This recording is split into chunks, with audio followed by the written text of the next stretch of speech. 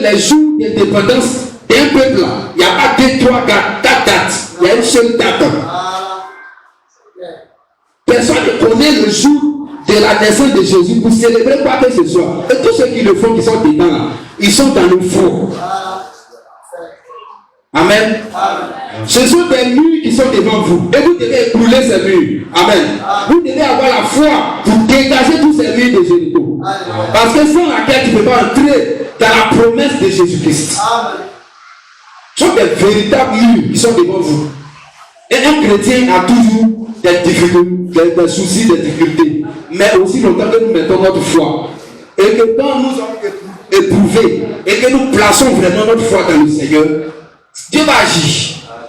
Amen. Abraham, Dieu a essayé Abraham pour voir si ce que je lui ai dit dans Genèse 17 là, soit intègrement devant ma face là, est-ce qu'il va, que je vais lui dire, donne-moi ton fils, est-ce qu'Abraham va le faire? Mais Abraham dit, oui, parce que mon fils, et il a soulevé le couteau pour l'égorger. Amen. Toi, tu pourrais égorger ton fils. C'est difficile, c'est impossible devant toi. Mais dis oui, tu pourras. Parce que ton fils aujourd'hui, c'est ce qui est impossible. Quand tu adores Dieu, ce qui est impossible dans ta vie, c'est aussi ton Isaac. Amen. Amen. Amen. Et la Bible dit quoi? Quand les enfants d'Israël continuaient à faire le tour, ils ont obéi à la parole. Alors Dieu va leur démontrer maintenant son attribut de victoire.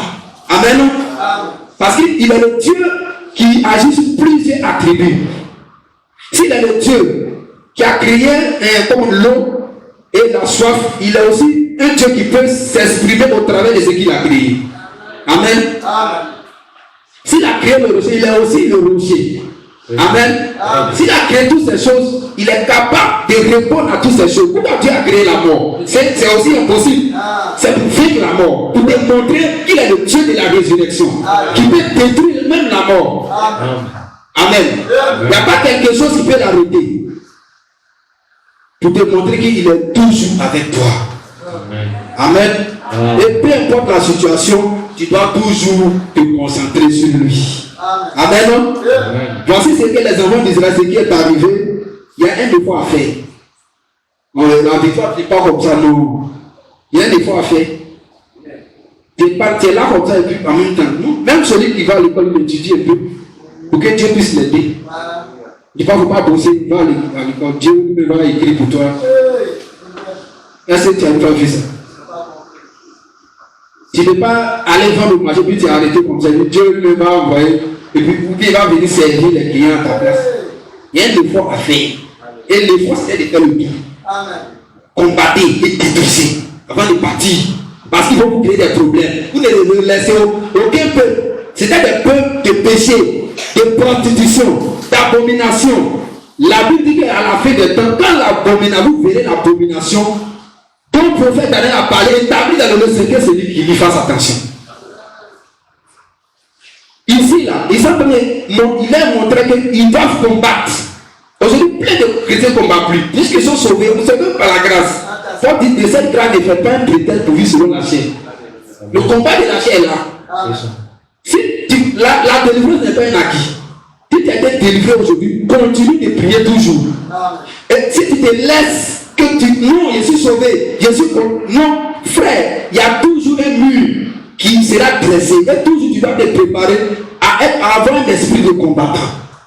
Amen. Un esprit de guerrier. Un esprit de couler la sueur pour faire le tour de Jéricho. Amen. Oui, plus de chrétiens qu'on va plus. Le Seigneur nous a sauvés. Pour aller évangéliser, crier sur les carrefours. Parce qu'ils comprennent, ils ne comprennent pas. Amen. Si on est sauvé, mais Dieu est un Dieu de cœur. Pourquoi laisser les colons coller? Pourquoi laisser les bouts d'oreilles, tout ça? Mais la Bible dit quoi? Dans l'Exode, que les enfants d'Israël étaient des esclaves. Un esclave est soumis à son maître. Et quand on dit esclave en Égypte, là, on prend une grosse bride, on pèse l'oreille. On voit, on dit que lui là, c'est un esclave. Que c'est une esclave. Et quand tu vois net, il y a l'identité qui est sur toi. Mais la Bible dit quoi? En Christ là, nous ne sommes plus de cette manière. Et si tu mets ça, c'est comme si tu es encore esclave en Égypte. Donc on va t'envoyer en Égypte. On va payer des avions, tu vas partir là-bas. Pour aller faire l'esclavage là-bas. Or, Christ nous a délivrés de l'esclavage. C'est pourquoi on n'est plus sous le joug de la servitude. Nous sommes délivrés. C'est pourquoi on quitte tous ces boutonnets, tout ça. Si tu te mets, c'est comme si tu es un maître et que tu es soumis à sa volonté. Et que tu fais ce qu'il te dit de faire. Mais alors que Dieu t'a délivré. Donc tu mets ça pour moi. Tu es esclave de qui? Nous sommes devenus esclaves de Jésus-Christ. Amen. Quand tu n'es plus esclave de Pharaon, de patati patata, tu es esclave de Jésus-Christ. Et Paul dit, nous sommes esclaves de Jésus-Christ. Et lui-même dit, je suis le prisonnier de Christ. Et pourquoi tu continues de porter ces choses? Elle n'a même pas une bonne foi. Ta foi ne peut pas être enlevée. Amen. Que Dieu répare notre foi ce matin au nom de Jésus. Pour pouvoir faire le tour de Jéricho.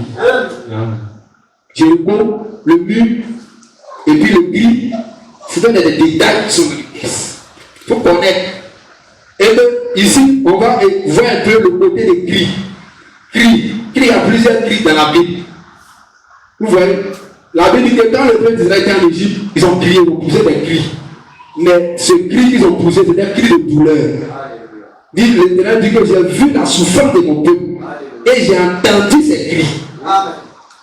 Donc quand tu es dans le problème de pleurs, tu cries au Seigneur. Ça aussi c'est un cri. Et quel type de cri? Les enfants d'Israël ont poussé ce jour-là pour faire écrouler celui qui était devant eux. Quand la situation devient difficile, tu as besoin de ton cri pour faire écrouler cette situation-là. Allah, c'est difficile. Elle courir, une maman qui ne peut pas courir derrière le mur, mais elle peut courir quand même. Pour faire écrouler la muraille de combien de mètres, je le sais. Alléluia. Amen. Ce qui est impossible aux hommes, c'est possible à Dieu. Alléluia. Nous lisons le texte de base pour continuer et terminer quelque chose. La foi, c'est quelque chose de très très important sur le temps de la fin. Nous devons toujours renforcer cette foi. Alléluia. Amen. Josué, chapitre 1, le verset 5 là. Oui, frère. Josué chapitre 1, oui. Verset 5. Oui. Nul ne tiendra devant toi tant que tu vivras. Oui. Je serai avec toi. Oui. Comme j'ai été avec Moïse. Oui. Et je ne te délaisserai point.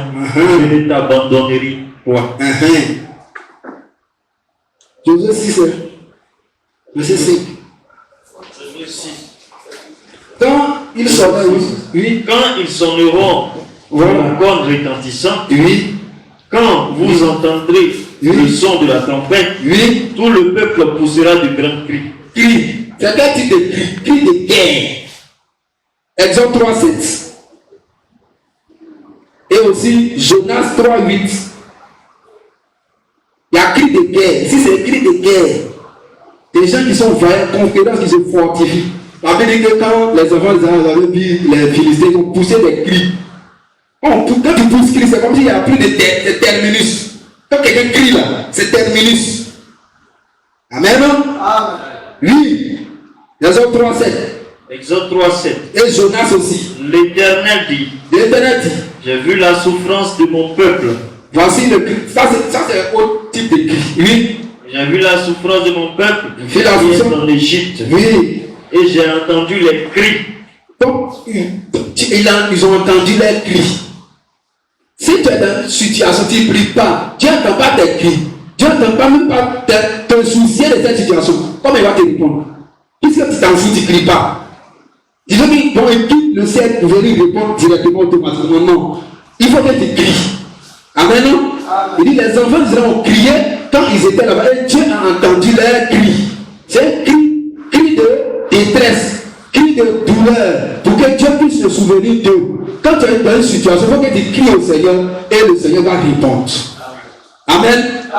Crie encore. Jonas 3, 8. Ça c'est cri de repentance. Quand tu es dans le péché, il faut que tu cries au Seigneur pour que le Seigneur vienne à ton secours. Sinon, dans le péché, tu es rentré là. Ce n'est pas bon pour toi. Il faut que tu cries au Seigneur pour cri de repentance et pour que tu puisses te reconvertir, laver ta robe devant le Seigneur. Amen. Crie, oui, Jonas 3, 8. Jonas 3, 8. Oui. Que les hommes et les hommes et les bêtes Et les bêtes soient couverts de sacs. Les animaux même se répandent. Oui. Qu'ils crient à Dieu avec force. C'est quel cri de force? Parce que comme David est tombé dans le péché. David dit quoi? David, quand Nathan est venu le voir, il dit accorde-moi la joie de mon salut. Alléluia. Alléluia. Un enfant de Dieu qui est à terre, frère, il est en train de mourir, il faut crier. La Bible dit que quoi? Prenne garde et que ceux qui sont en train de tomber, de les relever. Amen. Peut-être que quelqu'un est en train de tomber, tu le vois. Il faut crier à Dieu pour que Dieu le relève. Amen. C'est aussi un cri. Mais quand tu cries là, ton cri a quelle signification devant Dieu aussi? C'est quel cri tu émets? C'est pas pour crier pour appeler ton enfant, peut-être, je ne sais pas, Yahoo vient. Non, c'est pas ça, c'est ce cri que Dieu demande. Tu peux crier, c'est pas le cri simple, mais c'est un cri poussé de détermination pour répondre à quelque chose. Quelque chose qui te fatigue. Il faut que tu cries. Si tu ne cries pas, tu ne peux pas t'en sortir. Tu me dis la vérité. Amen. Et en ce temps de l'avant, on va crier victoire. Crier pour prier, crier pour gêner, crier pour méditer la parole de Dieu. Il faut un cri pour que Dieu voit que tu es sincère. Amen. Même Anne criait, pas crier comme ton nom. Anne criait dans son cœur. Elle criait, je vois que tu es en train de prier, que tu parles depuis, mais le prophète a vu quelque chose. Elle est en train de crier pour avoir quelque chose. Dieu a besoin de ta sincérité aussi. Les autres ils n'ont pas fait le tout seulement, mais ils ont crié à la parole pour crier pour que le mur tombe. Il faut crier contre ce que tu traverses. Alléluia. Il est temps de crier parce que toi c'est trop. Pour sortir de là, il faut que tu cries au Seigneur Jésus.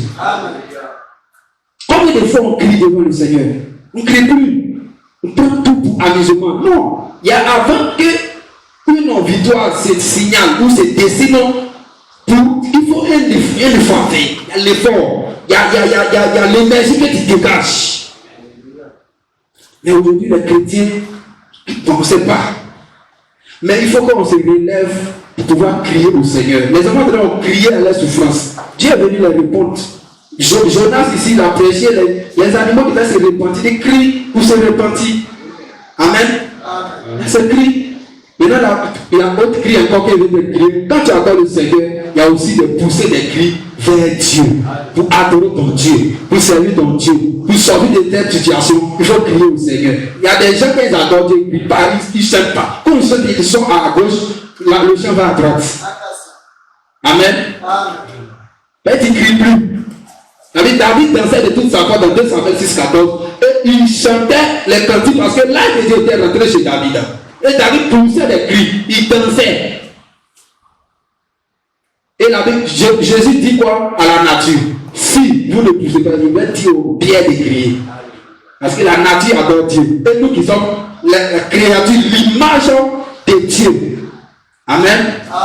Parce que si l'image, l'original A, nous sommes l'image aussi A'. Nous sommes identifiés à lui. Parce que les mesures de A doivent être identiques aux mesures de A'. Amen. J'espère qu'il y a des élèves parmi nous. Alléluia.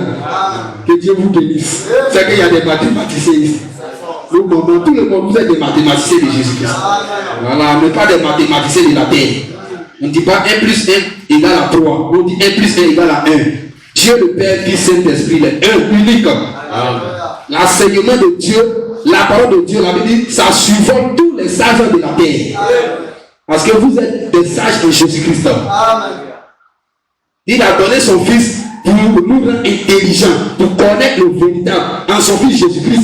Et nous sommes dans le véritable. Et il nous a prédestinés pour être des fils d'adoption. Ça, c'est une intelligence qui n'est pas de la terre. Tu as dit à quel docteur ou bien un scientifique va faire le tour de Jérusalem, va aller faire.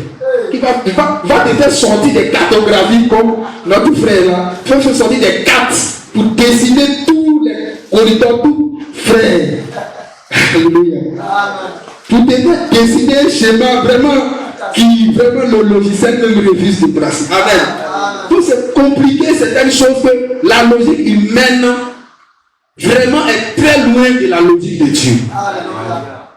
Et la façon dont Dieu agit, c'est pas comme ça aussi. La façon dont les hommes agissent, c'est pas comme ça aussi Dieu agit. Dieu, sa façon d'agir est au-dessus de l'homme. Amen. Alléluia. Donc il y a plusieurs cris. Troisième cri, Psaume 47, le verset 2, pour terminer, le cri de joie. Et tu vas voir, le cri de Jean-Baptiste, c'était pour préparer le cœur des croyants pour retourner à la foi de leur Père. Et en ce temps de la vie, nous voyons un cri, la parole qui crie dans ton cœur, pour te faire ramener à l'écriture. Pour te faire ramener à ce qui est écrit dans la Bible. Parce que plus à ce qui est écrit. Donc Dieu va mener mais ça pour crier. Parce que quand quelqu'un est en train de mourir dans le coma, il faut qu'on le secouille. Un cri pour te réveiller, pour te retourner à la parole de Dieu. Amen. Sinon tu ne vas plus te retourner. Parce que les catholiques ont avancé là. Non, il faut Dieu. Le pape qui autorise les mariages homosexuels va se retourner encore jamais. Les gens qui croient au truc comme Branham est Dieu, ils vont se retourner encore jamais. Ils vont prendre toujours les photos pour balancer dans les églises. Il faut croire que les gens doivent faire la colonne de feu. Non. Toi aussi, tu es aussi la colonne de feu. Tu as aussi le Saint-Esprit. Et Dieu est en toi. Pourquoi on doit relier tout à lui? C'est vrai, il a fait l'œuvre et l'a ramené à la Bible, nous a ramené à la Bible. Mais pourquoi aujourd'hui les gens l'adorent? Parce qu'ils sont tombés dans l'égarement des choses. Ils ont une autre foi. Que ta foi ne soit pas différente d'eux.